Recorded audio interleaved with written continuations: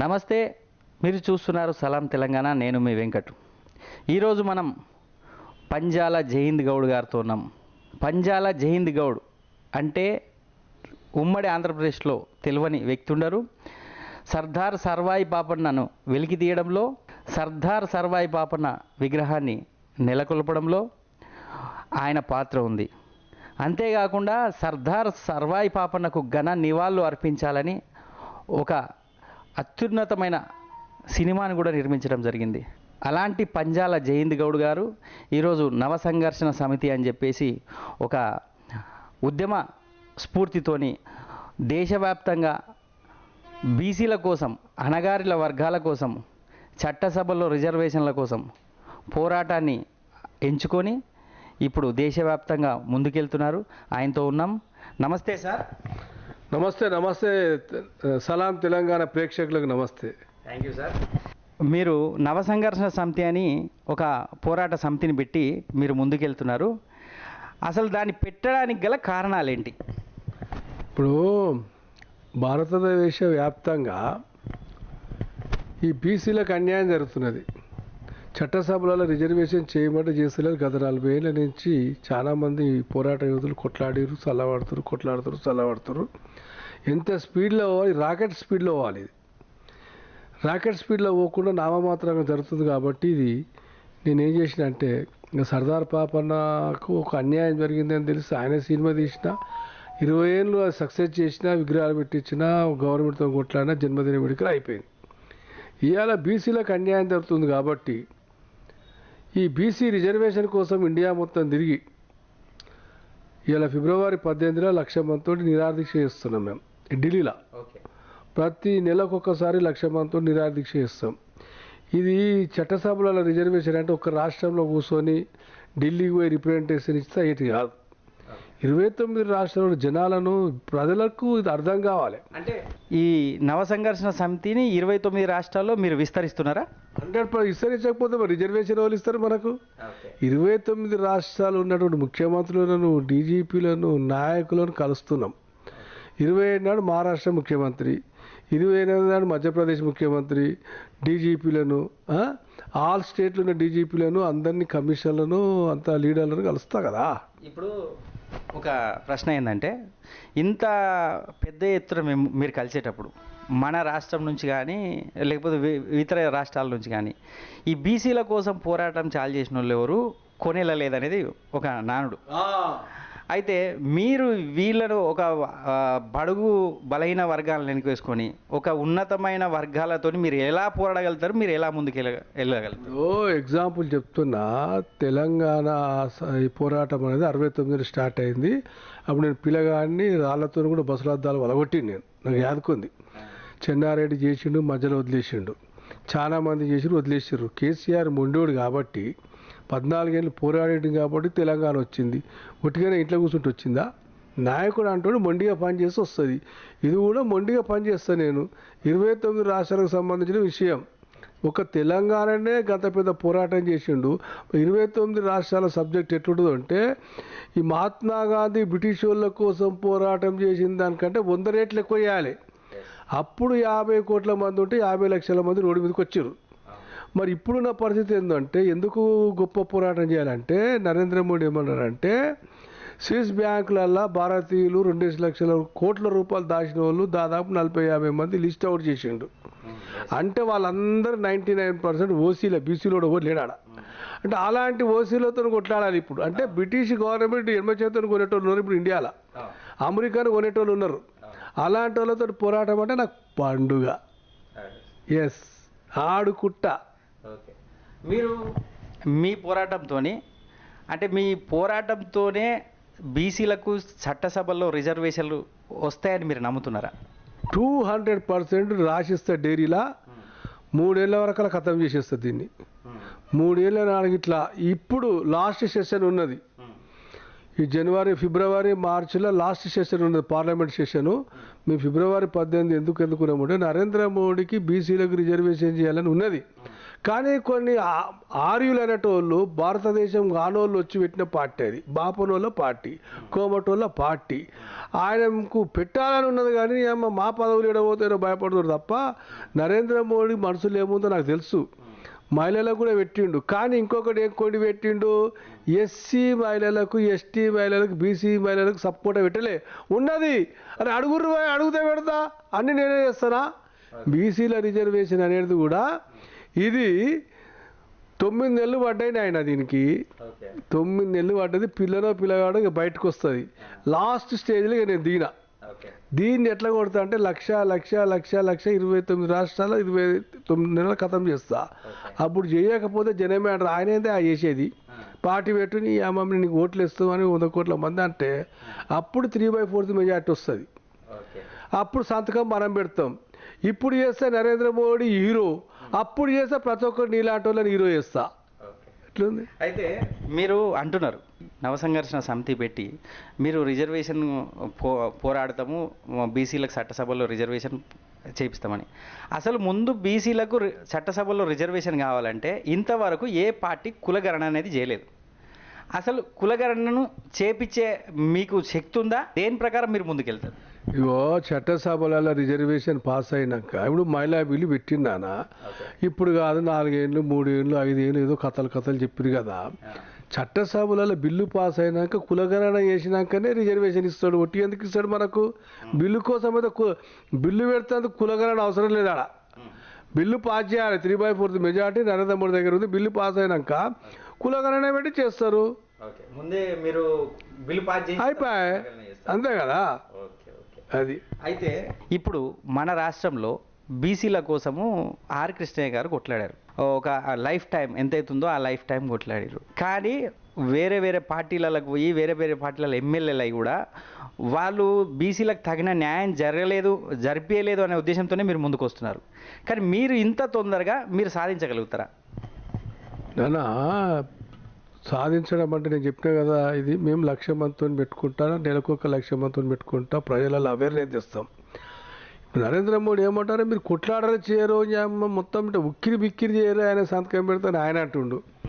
ఇప్పుడు గోదావరి నది మీద ఒక రోడ్ వేయాలంటే ఎట్లా వేయాలి? మొత్తం కింద లోపలికేంచి 100 ఫీట్ల లోపలికేంచి కాంక్రీట్ పిల్లర్స్ వేసి మీద స్లాబ్ వేస్తే గోదావరి మీద నది రోడ్ అవుతుంది. ఇప్పుడు మనోళ్ళు ఏం చేస్తారు, గోదావరి నది పక్క కూర్చొని ఇంత మట్టి తీసి అని లేస్తారు పిడికిలతోటి. అంటే ఇన్ని రోజులు బీసీల కోసం జరిగిన ఉద్యమాలన్నీ అట్లే జరిగినాయి అంటారా? మరి లేకపోతే ఆయన నీకు ఎమ్మెల్యే ఎందుకు, ఎంపీ ఎందుకు, మంత్రి ఎందుకా? ఈ అమ్మ నువ్వు కరెక్ట్ అది సాధించకుండా ఒకటి చేసి ఒకటి పోతే ఏమవుతుంది? అంటే మీరు కూడా రేపు పొద్దున మీకు మంచి ఒక ఉద్యమము ఈ సంఘంతో ఉద్యమం ఉవ్వెత్తున వచ్చినప్పుడు మీకు కూడా ఒక మంత్రి పదవో కేంద్ర మంత్రి ఇస్తా అని పిలిస్తే మీరు వెళ్ళరా? నాకు రాజశేఖర్ రెడ్డి 2004 ఎమ్మెల్యే టికెట్ ఇస్తాడు. 94 నుంచి ఎమ్మెల్యే ఆస్పిరెంట్ భువనగిరి చేసుకోదు. 99 ఇవ్వలేదు, ఉత్తరాలు రాసిండు మొన్న పెట్టిన సోషల్ మీడియాలో. అరే ఏందా అంటే నువ్వు ముఖ్యమంత్రి అవుతున్నావు సార్, నాకు ఇప్పుడు ఎమ్మెల్యే టికెట్ వద్దు. ఎందుకు వద్దు అంటే నేను పాపన్న సినిమా తయారు చేసిన 50% అయిపోయింది. నేను 2 పడవల మీద కాలు పెట్టా, తర్వాత నేను ఇచ్చే రోజు వస్తుంది ఏదో ఒక రోజు అనుకొని నిమ్మలంగా ఊకున్నా. అంటే ప్రస్తుతం ఇప్పుడు మీరు కనుక అంటే అప్పుడు తీసుకున్న స్టార్ట్ వేరు, మీరు సినిమా మీద ఉన్నారు. ఇప్పుడు ఒక మోడీ గారే అనుకోండి, ఇంకొకరు అనుకోండి, ఇంకో Congress party BJP party direct కేంద్రంలో తీసుకొని మీకు కేంద్ర మంత్రి పదవి ఇస్తా, మీరు ఒక రాష్ట్రానికి 1,00,000 మందితో ఉద్యమం చేస్తున్నప్పుడు కేంద్ర మంత్రి పదవి అనేది మంచి పోస్ట్ కదా, ఒకవేళ అది ఇస్తే మీరు ఈ పార్టీని కనుక మళ్ళీ అందరిలాగా మూసే నానా కేంద్ర మంత్రి పదవైనా, ముఖ్యమంత్రి పదవైనా, ప్రధానమంత్రి పదవైనా ఎందరో మహానుభావులు భారతదేశానికి ప్రధానమంత్రులు అయినరు. మరి మహాత్మా గాంధీని గుర్తుపడతారా, ప్రధానమంత్రులను గుర్తుపడతారా దేశం? మరి అంతకంటే పెద్ద పోరాటం విడిచిపెట్టి గా మంత్రి పదవి నాకెందుక? చిన్నది, అది కొడితే పెద్దది కొట్టాలి. ఏనుగు కుంభస్థానం కొడుతుంటే నాకు గా మంత్రి పదవి గీ సెంట్రల్ మినిస్టర్ నాకెందుకు ఏట పెట్టా? ప్రస్తుతము మీరు ఇప్పుడు రాబోయే ఎంపీ ఎలక్షన్స్ ఉన్నాయి దేశవ్యాప్తంగా. ఈ ఎంపీ ఎలక్షన్లలో మీరు మీ పాత్ర ఏ విధంగా ఉంటుంది, ఏ పార్టీకి సపోర్ట్ చేస్తారు? మేము ఎంపీ ఎలక్షన్లను పట్టించుకోము, మొన్న అసెంబ్లీ ఎలక్షన్లు పట్టించుకోలేదు. ఏ పార్టీ ముఖ్యం లేదు మాకు. అన్ని పార్టీలు నా దోస్తులు ఉన్నారు, కానీ మేము ఒక పని పెట్టుకున్నాక మా పనే మాకు తెలియదు. ఇంకా పార్టీల పోటీ ఎడిగిపోతాం. ఇప్పుడు ఏదైనా పార్టీ వచ్చి మీ ఉద్యమం ట్యాగ్ లైన్ ఏదైతే ఉందో అది మా మేనిఫెస్టోలో పెడతామంటే ఏదైనా పార్టీకి సపోర్ట్ చేసే అవకాశాలు ఉన్నాయా? చట్టసభలలో బిల్లు పెట్టు ఫస్ట్. చట్టసభలలో బిల్లు పెట్టి అది 7 ఏళ్ళ నాడు చేస్తా 10 ఏళ్ళ నాడు చేస్తా అంటే ఇడు ఊకుంటూ లేడు ఈడ ఫౌరన్. సరే ఇప్పుడంటే ఇక పార్లమెంట్ ఎలక్షన్లు 4 నెలలు ఉంది. వచ్చే పార్లమెంట్ ఎన్నికల వరకల్లా కులగణన అయిపోవాలి, మొత్తం అయిపోవాలి, కథం అయిపోవాలి. నేను మాత్రం ఆయన మంత్రి పదవి ఇచ్చినా ఊకోను, ముఖ్యమంత్రి పదవి ఇచ్చినా అనుకోను, ఏ పదవి ఇచ్చినా అనుకోను. ఎందుకంటే సినిమా యాక్టర్. నాకు మళ్ళీ ఇప్పుడు హాలీవుడ్లో సినిమాలు తీయాలి. నేను నా 6 సినిమాలలో హీరోగా ఉన్నా. ఇది కథం అయిపోయినాక సినిమాలు తీసుకుంటా. అమెరికాలో తీస్తా, రష్యాలో తీస్తా, చైనాలో తీస్తా, 200 దేశాలలో సినిమాలు తీస్తా. మంత్రి పదవినికా వీళ్ళు చెప్పినకపోతే ఈ రిజర్వేషన్ చేయకపోతే పార్టీ పెట్టాలి భారతదేశంలో. ఇక 36 నెలల నాడు చేయకపోతే ఒకవేళ బిల్లు పెట్టి జనాలకు పోతే అప్పుడు ఇస్తామని మద్దతు, బిల్లు పెట్టకుండా ఎవరికి మద్దతు ఇచ్చేది లేదంటారు. ఎట్టి పరిస్థితుల్లో ఈ పార్లమెంట్లో కాదు, కానీ వచ్చే పార్లమెంట్ వరకల్లా కుల గణన అన్ని గణలు చేసేసి సెట్ చేస్తే. ఇప్పుడు ఒకవేళ ఒప్పుకుంటూ నరేంద్ర మోడీ ఒప్పుకోండు, ఏ పదవి తీసుకోను. నేను హీరో అబ్బా, సినిమాలు చేయొద్దా? నేను వచ్చిందే సినిమా హీరో కావడానికి. హాలీవుడ్లో చేస్తా, ఇండియాలో చేస్తా, అమెరికాలో చేస్తా. ఇక్కడ సినిమాల కంటే గొప్పదా ఈ మంత్రి పదవి? ఏమన్నా చిన్నది అది. రైట్. అయితే ఇప్పుడు అక్కడికే వస్తున్నా. పంజాల జయంత్ గౌడ్ అనేటైనా యంగ్ స్టార్ ఉన్నప్పుడు సినిమాలు చేసిండు, అటు రాజకీయం చేసిండు. ఇప్పుడు ఆయన ఒక ఏజ్కి వచ్చిండు. ఇప్పుడు ఆయనతో ఏమవుతుందని కొంతమంది జనాల్లో కొంచెం మంది అనుకుంటున్నారు. అది మీరు ఏ విధంగా మీరు తిప్పి కొడతారు? ఇప్పుడు నాన్న మహాత్మా గాంధీ కానీ ఎవరు కానీ ఒక ముఖ్యమంత్రి కావాలన్నా, ప్రధానమంత్రి కావాలన్నా ఉద్యోగం చేయాలని ఏముంటుందంటే 40 ఏళ్ళు వచ్చిన వాళ్ళు సపోజ్ ఒక ఉద్యోగం టేకప్ చేస్తాడు. ప్రఫుల్లా కుమార్ మహంత్ అంటాడు 40 ఏళ్ళ కింద ముఖ్యమంత్రి అయ్యాడు. ఈ యూనివర్సిటీ లీడర్ ఉండగా అటర్ ఫ్లాప్ అయ్యాడు. ఈ ముఖ్యమంత్రులకు, ఈ ప్రధానమంత్రులకు ఈ పేపర్ దానికి మినిమం ఒక 60 ఏళ్ళు దాటినోడు, 55 ఏళ్ళు దాటినోడు అయితేనే చేస్తాడు. మామిడి పండు అనేది మక్కినాక గుమ్మ గుమ్మ గుమ్మ గుమ్మ వాసన వస్తుంది. అది ఎప్పుడు వస్తుంది? 55, 60 ఏళ్ళు వచ్చినాక వస్తుంది. యూత్కి తెలియదు కదా, తొందరపడతారు, ఉరికి బలర కాస్త పొదిమికది. దీనికి ఇదే కరెక్ట్ ఏజ్. ఎందుకు పెళ్ళిళ్ళు చేసి, పేరంటాలు చేసి, అన్నీ చేసి, ఎవరికి ఆస్తులు ఇచ్చేసి నాకున్న పని ఏందన్నా? దేశం ఏమో చిన్నది వైశాల్యము, ప్రజలేమో ఎక్కుర్రు. ఇట్లా ఒక 2 రోజులు 8 గంటలు ఒక 16 గంటలలో ఢిల్లీకి వెళ్ళిపోతాను నేను. మళ్ళీ అక్కడి నుంచి కాశ్మీర్కి వెళ్ళిపోతాం. ఇట్లా చిన్న దేశము, పెద్ద పాపులేషన్ కాబట్టి ఇలా ఫార్చ్యూనర్ కార్ అంటే అదొక మినీ ఫ్లైట్ అది తెలుసా. 150 కిలోమీటర్లు కొడుతుంది అది. గిర్ర గిర్ర గిర్ర 4 రౌండ్లు కొడుతుంది ఇలా భారతదేశం. వారానికి ఒక రౌండ్ వేస్తా. అయితే సార్ ఇప్పుడు ఈ పోరాట సమితి ఏదైతే పెట్టిరో దీనికి ఇంతకు ముందుకున్న బీసీల కోసం కానీ ఇంకా అణగారిన వర్గాల కులాల కోసం కానీ పెట్టిన పార్టీలు దేశవ్యాప్తంగా బొచ్చలు ఉన్నాయి, చాలా ఉన్నాయి.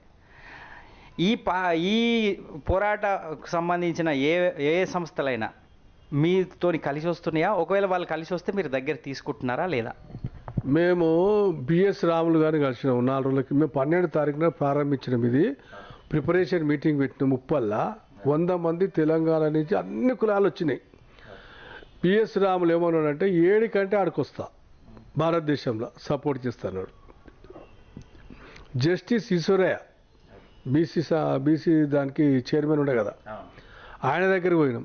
ఎంబడే ఫోన్లు కొడుతూనే ఉన్నాడు. నాగ్పూర్, మధ్యప్రదేశ్, ఢిల్లీ, చంద్రపూర్, జమ్మూ కాశ్మీర్ టకా టక్ టకా టక్ టక్కడా ఫోన్లు కొట్టి రాత్రి 7:30కు అన్నం తినేటోడు బంద్ చేసి 2 గంటలు మాత్రం కూర్చుండే ఆయన. చేందు నీ గురించి మాకు తెలుసాయ్యా, నువ్వు మొండోడు, పట్టుబడితే వదలవు. నీతో ఎదురుగా కూర్చొని ఫస్ట్ టైం మాట్లాడుతున్నా 2 గంటలు వదలలేదా? అరే మొండోడా ఆయన, ఎవరికి భయపడాడు, గుండె ధైర్యం ఉన్నది, జైలుకు భయపడాడు, పోలీస్ కేసులకు భయపడాడు, లాఠీ దెబ్బలకు భయపడాడు. అలాంటి వ్యక్తి 91లో ఒక కళ్ళు దుకాణం ఉప్పల్ పంచాయతీలో జస్టిస్ ఈశ్వరయ్య అప్పుడు లాయర్ ఉండే, మా ఎగరెస్ట్ కేసు కొట్లాడిండు. మళ్ళా మోహన్ రెడ్డి అని అడ్వకేట్ జనరల్ మా వకీలు, ఆయన అనుకునేదట, అరే జయంత్ గౌడ్ పేదోళ్ళ గురించి కొట్లాడుతుండు, నేనేమో ఉన్నోళ్ళ గురించి కొట్లాడుతా అనుకునే జయంత్, నువ్వు అది గెలిచిను, you are the great man. 1000 ఏనుగుల బలం వచ్చింది నాకు ఉంటుండే ఆయన. ఇవాళ మీతో కలిసి వస్తున్నాడు. నిన్న మళ్ళా ఓన్ని కలిసినాము. మొన్న కంచె ఆయలేని కలిసిన కంచె ఆయలేని కలిస్తే కూడా ఆరే నాకు బాధ లేదు పిల్లలు లేదు ఏం లేదు జయంత్ గౌడ్ సాబ్ ఏడికంటే ఆడికొస్తున్నాడు. మళ్ళా నిన్న ఒక విశ్వేశ్వరయ్య అని ప్రొఫెసర్ ఆయన కోదండరామ్ ఫాలోయర్ ఆయన కూడా కలిసినాం. ఆర్ కృష్ణని కలుద్దామని ఫోన్ కొడితే ఆయన పార్లమెంట్ నడుస్తుంది కదా ఢిల్లీలో అట్టుండు. అందరి దగ్గర పోయి చెప్తా వస్తే అలా గౌరవం ఉంటుంది లేకపోతే కుమ్మరోడిని కుండ వాలిపోతే 10 కుండలు చేస్తా. ఒక్క ఆర్ కృష్ణ రాకపోతే 100 మంది కృష్ణలను తయారు చేస్తా. ఇప్పుడు దేశవ్యాప్తంగా కూడా మీ ఇదే సిద్ధాంతంతో కొనసాగుతున్నారు. ఓకే, ఇప్పుడు ప్రస్తుతం మీ సాధన సమితి గురించి ఎలా పెడితే ప్రస్తుతం ఇక్కడ తెలంగాణలో జరుగుతున్న రాజకీయాల గురించి నేను మీ దగ్గరికి వస్తున్నా. కాంగ్రెస్ పార్టీ కొత్తగా అధికారంలోకి వచ్చింది. కాంగ్రెస్ పార్టీని ప్రతి ఒక్కరూ ఒక సైటారికల్గా బెదిరిస్తున్నారు ఈ మధ్యకాలంలో. అంటే ఇది ఉంటుందా పోతుందా, ఇది కొన్ని రోజులే జాగుతుంది కొన్ని రోజులే పోతుందని.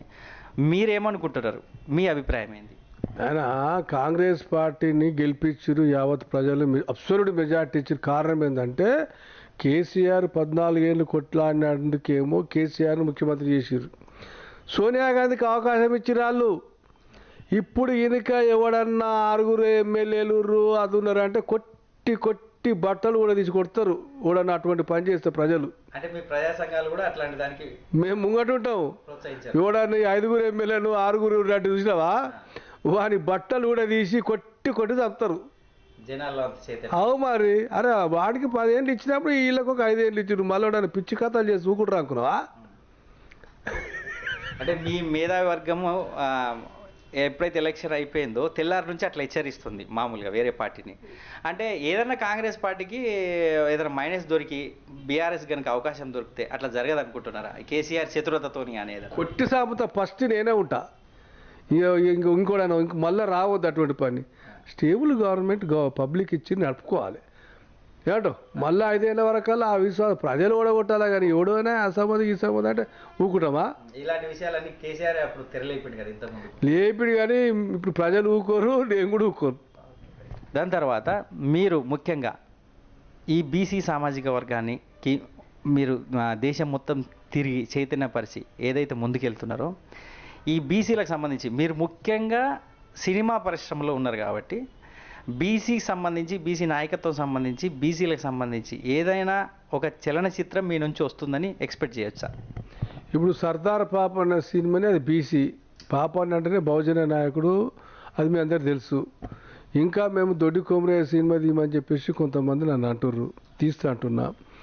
మన అట్లనే పోతే ఏదంటే వీర బైరాని పెళ్ళిలో ఒకటే రోజు కాసిం రజ్వీ 118 మందిని చంపిండు. అది కూడా స్క్రిప్ట్ తయారైంది, అది కూడా తీస్తాం. మళ్ళా అట్లనే పోతే ఇది మన రేణుకా ఎల్లమ్మ కొడుకు ఏమంటారు ఆయనను పరశురాముడు సినిమా కూడా రెడీ అయింది. అట్లాంటి సినిమాలు తీస్తా, చరిత్రాత్మకమైన సినిమాలు తీస్తా అట్లా. ఇప్పుడు సర్దార్ సర్వాయి పాపన్న మన తెలుగు రాష్ట్రానికే పరిమితమైన సినిమా. ఇప్పుడు తీయబోయే సినిమాలు మీరు దేశవ్యాప్తంగా ఉంటాయా లేకపోతే ఒక తెలుగు రాష్ట్రాలకే ఉంటాయా? లేదు, వరల్డ్ వైజ్గా ఒక 2 సినిమా రిలీజ్ అయింది. నాది దయ్యాలు ఉన్నాయా, అది US UK OTTలో రిలీజ్ అయింది. ఇప్పటికి 150 రోజులు నడుస్తూనే ఉంది. రోజు 99 రూపాయలు కడితే ఆ సినిమా చూడొచ్చు. యాప్లా అట్లా అది అట్లా రిలీజ్ చేసిన, అట్లా అమెజాన్లా చూస్తూనే ఉన్నారు అన్ని దేశాలల్లో. ఇక్కడ కూడా చూసిన కూడా చెప్పారు. ఇప్పుడు వచ్చే సినిమాలు మొత్తం అప్పుడంటే నాకు అన్యాయం జరిగింది, కుట్ర జరిగింది, మోసం జరిగింది, కమ్మోళ్ళు ఒక దిక్కు వేరే కూడా ఒక దిక్కు, ఇది ఎలుమోళ్ళకు వ్యతిరేకంగా ఉందని నా సినిమా రిలీజ్ కాకుండా రకరకాల బాధలు పెట్టారు. ఇప్పుడు అట్లా కాదు, నాకు మంచి వాళ్ళు సపోర్ట్ ఉంది, అన్ని కులాల సపోర్ట్ ఉంది. ఇప్పుడు నా శ్రీనివాస్ రెడ్డి అని చెప్పేసి సర్దార్ పాపన్న సినిమాకు కెమెరామాన్ చేసిండు. ఇలా దయ్యాలు ఉన్నాయా సినిమాకు హీరో పెట్టి 200 దేశాలలో రిలీజ్ చేసిండు. అట్లా ఇప్పుడు అదే 200 దేశాలలో ఇప్పుడు తీయబోయే సినిమా అన్నీ ఇప్పుడు వరల్డ్ వైజ్గా వస్తాయి, వరల్డ్ వైజ్ వస్తాయి. ఇప్పుడు నవ సంఘర్షణ సమితి ఇదైతే బీసీల కోసం రిజర్వేషన్ సాధన సమితి ఫుల్ ప్లెజ్డ్గా అనుకోవచ్చు. దీనికి మొదటి మీటింగ్ ఎక్కడ ఉంటుంది అని అనుకోవచ్చు? మేము ప్రిపరేషన్ మీటింగ్ ఉప్పల్లో పెట్టినాం, చిల్కానగర్ నిర్దం భాస్కర్ హాల్లో పెట్టినాం. అది అయిపోయింది. ఇప్పుడు ఈసీఐలో పెడుతుర్రు, రేపో ఎల్లుండో వరంగల్లో పెడుతుర్రు, సిద్దిపేటలో పెడుతుర్రు.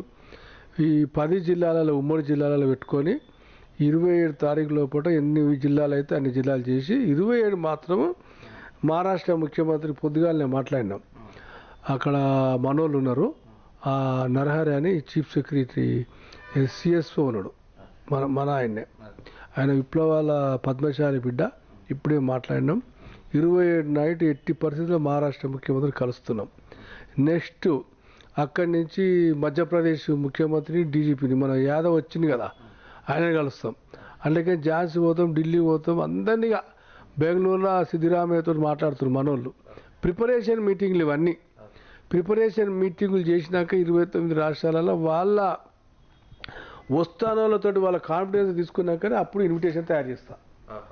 అప్పుడు కానీ ఈ నా ఎంబడ 29 రాష్ట్రాలు తిరిగిన వాళ్ళను కమిటీ వేస్తా. ఇప్పుడు వేస్తే పోస్ట్ తీసుకొని ఇళ్ళలో పంతరాలు. 29 రాష్ట్రాల్లో నా ఎంబడ వాళ్ళు తిరుగుతారో అప్పుడు వెనకకి ఇట్లా వస్తుంది కమిటీ, నవ సంఘర్షణ పోరాట కమిటీ. ఇక్కడనేమో రాహుల్ గాంధీ వస్తే రాహుల్ గాంధీ, ప్రధానమంత్రి వస్తే వీలైతే ప్రధానమంత్రులు కలుస్తాం, అన్ని ముఖ్యమంత్రులు, అట్లా సెంట్రల్ మినిస్టర్లు, స్టేట్ మినిస్టర్లు, అందరు చేస్తారు. అయితే మరి ఎందుకు పెట్టినా బొమ్మలాడ వాళ్ళ కొడుకులు మన్మల్ల దగ్గర పోతుండే ఇప్పుడు. అట్లా అసలు కథ. అంటే ఎవరైతే సీనియర్ ఉద్యమకారులు ఉన్నారో, ఎవరైతే తదనంతరం వాళ్ళ కుటుంబాలు కూడా మీరు కలుస్తారు మరి కాదా? అంబేద్కర్ లాంటి ఫ్యామిలీ మన అంబేద్కర్ మన్మల్ల దగ్గర కూడా మీరు వెళ్తారా? మహారాష్ట్ర పోయినప్పుడు అలా మన్మంతో కలుస్తా. ఆయన మొన్నటికి వచ్చిపోయాయి కదా కేసీఆర్ బిల్డింగ్ ఓపెనింగ్, ఆయన కూడా కలుస్తా, అందరినీ కలుస్తా. అట్లాంటి సంఘాలను కలుపుకొని పోతారు. థ్యాంక్ యూ అన్న. ఇది పంజాల జయేందర్ గౌడ్ గారి యొక్క మనసులోని మాట. నవ సంఘర్షణ సమితి బీసీలకు రాజ్యాధికారం అనే ట్యాగ్ లైన్తో ముందుకెళ్తున్నారు. మీరు చూస్తున్నారు సలాం తెలంగాణ. Please subscribe.